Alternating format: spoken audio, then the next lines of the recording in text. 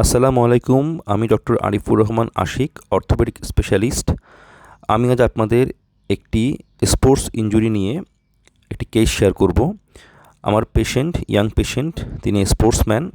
তিনি ফুটবল খেলতে গিয়ে তার পায়ে বড় একটি আঘাত পান, ডান পায়ে, এবং তার সিভিয়ার পেইন ছিল, এবং দেখা গেছে যে তার রানের একটি অংশ ডিপ্রেশন, অর্থাৎ সেখানে গর্তের মতো হয়ে গেছে, এবং তিনি পাটা পুরোপুরি এক্সটেন্ড করতে পারতেন না, এবং তিনি ঠিকমতো ওয়াশরুম ইউজ করতে পারতেন না, এবং তার রাতে ঘুমোতে পারতেন না সিভিয়ার পেনের কারণে। তো পরবর্তীতে আমি তার এই ইনজুরিটা আল্ট্রাসাউন্ড মেশিন দিয়ে ইভ্যালুয়েশন করি।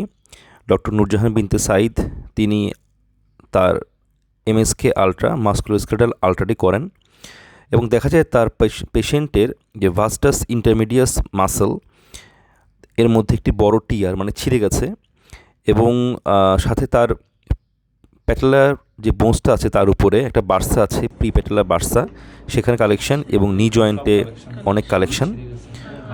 তো পরবর্তীতে আমি পেশেন্টের এমআরআই করি, বাট এমআরআইতে আসলে তার এসিএল, পিসিএল, এমসিএল, এলসিএল বা মেনিসকাস এই ধরনের কোনো টিয়ার আসেনি।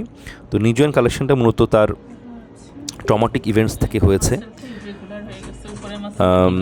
তো পরবর্তীতে এই দেখেন আমি আলট্রা করা হচ্ছে, এবং সেখানে দেখা যাচ্ছে তার মাসেল ফাইবারগুলো ইরেগুলার, এবং মাসেল টিয়ারের মাঝখানে ব্লাড কালেকশন অ্যারাউন্ড 20 সিসির মতো, প্যাটেলা বার্সার মধ্যে কালেকশন, এবং তার অ্যাস্ট্রিডের নি জয়েন্ট কালেকশন। পরবর্তীতে আমি তার চামড়ার স্থানটি অবশ করে এবং সেখান থেকে আল্ট্রাসাউন্ড গাইডেড ব্লাড বের করি, এবং তার অ্যারাউন্ড টিয়ার এরিয়া এবং নি জয়েন্ট থেকে এবং বার্সা থেকে অ্যারাউন্ড 30 থেকে 40 সিসির মতো ব্লাড এবং ফ্লুইড বের করি, এবং এর ফলে পেশেন্টের ইমিডিয়েট পেন রিলিফ হয়, এবং পেশেন্টের যে হেভিনেস সেটাও কমে যায়, এবং পেশেন্টের মুভমেন্ট আগের চেয়ে অনেক ফ্রি হয়।